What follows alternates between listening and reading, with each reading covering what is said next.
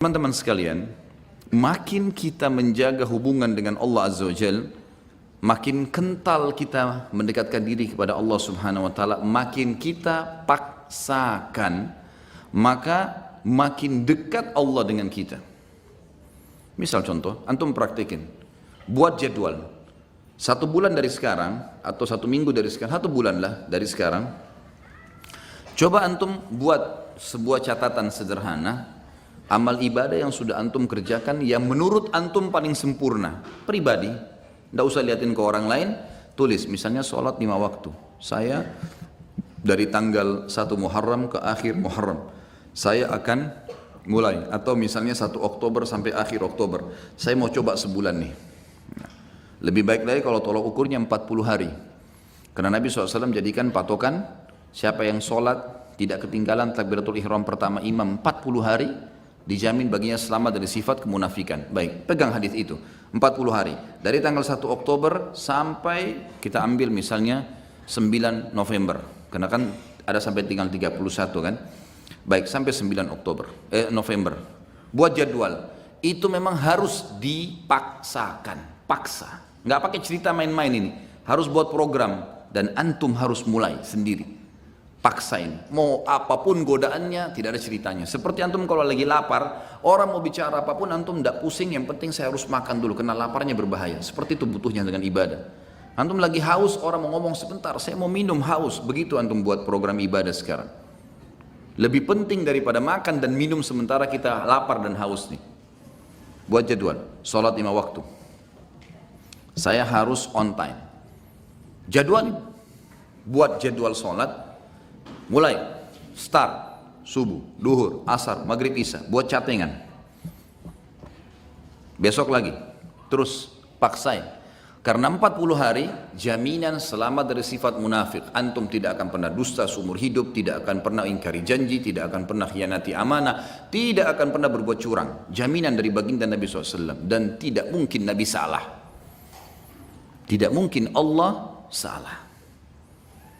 Ada sahabat 2 orang, adik kakaknya sakit perut, datang ke Nabi SAW. Ya Rasulullah, adiknya bilang, kakak saya sakit perut. Kata Nabi SAW, minumkan madu, kasih madu. Adiknya kasih madu. Rupanya adiknya buru-buru, kakaknya masih kesakitan, kembali lagi ke masjid. Ya Rasulullah, kakak saya masih belum sembuh. Apa kata Nabi SAW? Minum lagi, cari obat lain? Tidak. Nabi ajarkan sebuah konsep dasar ini.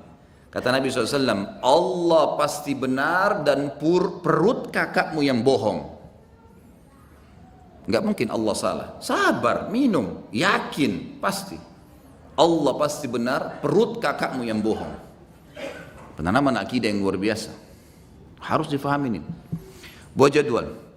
Saya belum pernah baca Quran sehari. Baik, sekarang baca.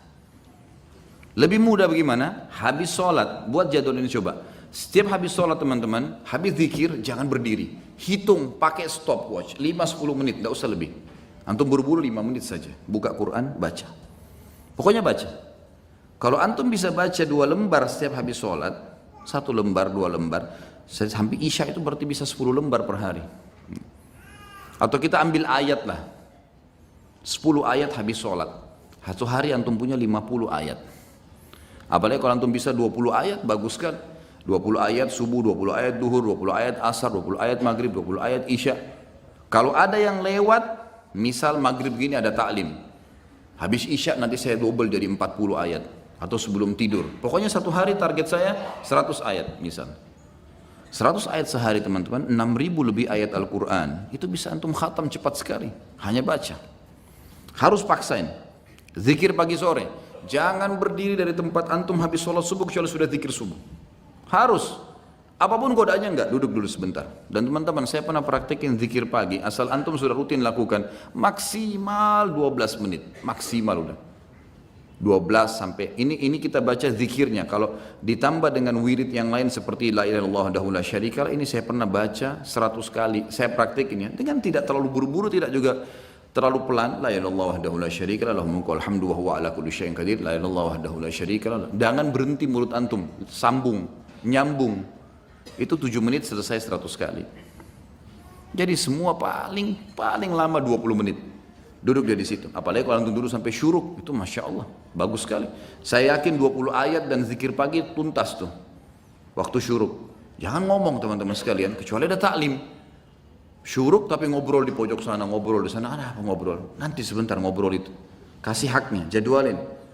Harus sudah selesai nih. Habis asar jangan berdiri. Tunggu sampai zikir antum sore selesai. Syaitan punya standar godaan. Nanti aja di jalan, nanti aja di rumah. Sampai sekarang masih banyak pasti belum zikir sore ini.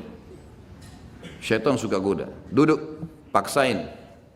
Jadwalkan, gitu kan?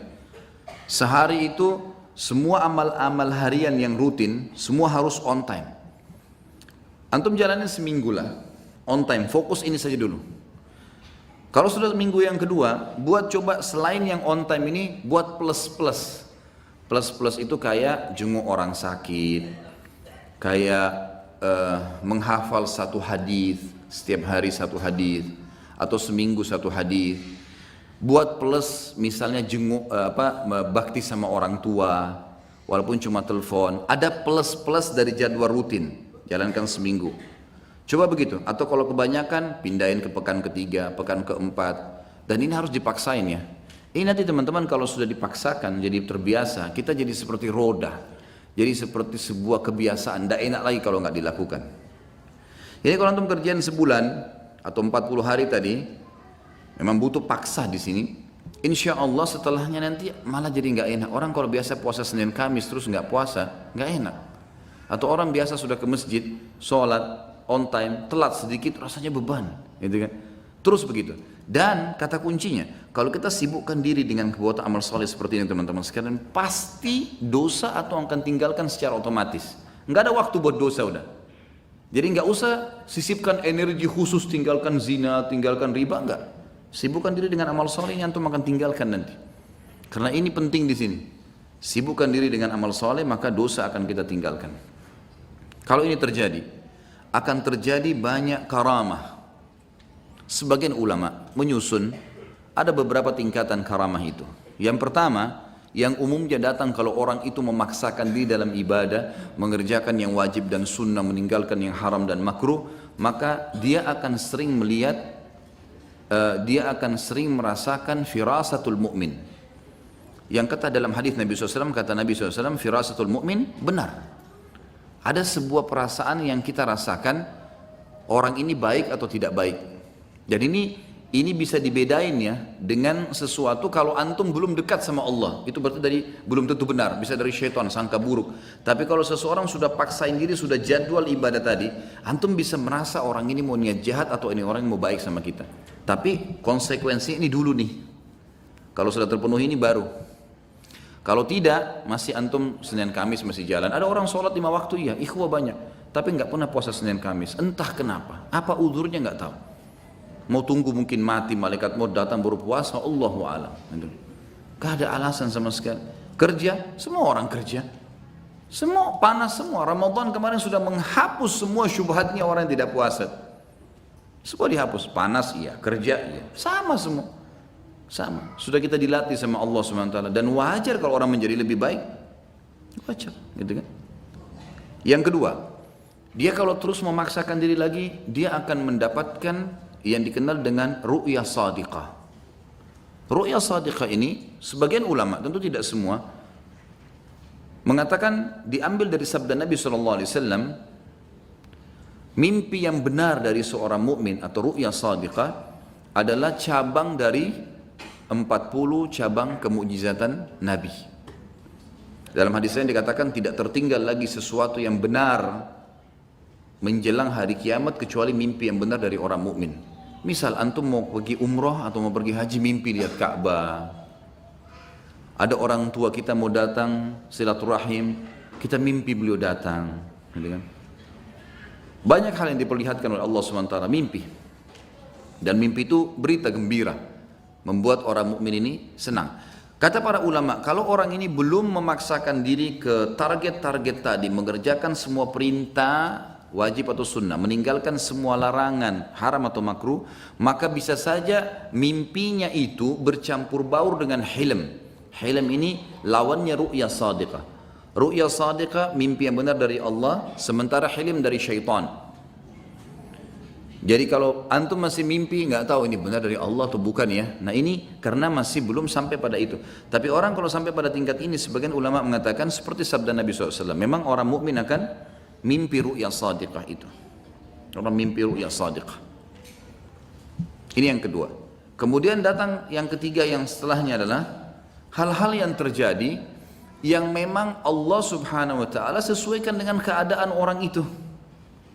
Bisa saja lisannya menjadi petunjuk bagi orang. Seperti misal Umar bin Khattab radhiyallahu anhu di zaman khilafahnya beliau pernah tiba-tiba naik mimbar, kumpulin orang di masjid, lalu beliau mengatakan, "Hai pasukanku, ke gununglah kalian, ke gununglah kalian." Bahasa begitu. Orang yang lagi di dalam masjid, apa ini? Amir Mukminin bicara apa ini? Ke gunung, tidak ada pasukan di masjid, bukan pasukan ini. Orang belum mengerti pada saat itu. Lalu Umar bin Khattab turun dari mimbarnya. Orang juga nggak ada yang nanya. Selesai. Ternyata Umar bin Khattab lagi mengirim pasukan di perbatasan wilayah Persia. Datang pasukan tersebut, lalu mereka yang memberikan kesaksian. Mereka mengatakan, "Ya Amir Mu'minin, Allah telah berikan kami kemenangan." Kata Umar, "Bagaimana kalian menang di depan orang-orang semua?" Kata mereka, "Kami pada saat didesak oleh musuh dan kami yakin kami akan kalah, kami yakin akan dibantu oleh musuh. Tiba-tiba kami mendengarkan suara Anda yang berkata, 'Wahai pasukanku, ke gununglah, ke gununglah.' Dan kami lihat di belakang kami ada gunung, kami naik ke gunung tersebut, mengatur strategi, kemudian kami melemparkan anak-anak panah ke musuh dan kami menang." Umar bin Khattab waktu itu yang muncul adalah perasaan dia. Dia tidak bisa lihat ghaib. Umar bin Khattab tahu itu. Tapi ada feeling yang sangat kuat di situ, kalau dia harus ucapkan itu. Maka dia ucapkan dan dibuktikan di lapangan, Allah berikan kemenangan pasukannya. Tapi ini bukan orang-orang yang biasa, bukan orang yang baru Senin Kamis sholatnya, baru 2 kali 3 kali datang taklim, baru tiba-tiba mau, apalagi kalau sudah pakai aku dan saya tadi, lupain sudah ini.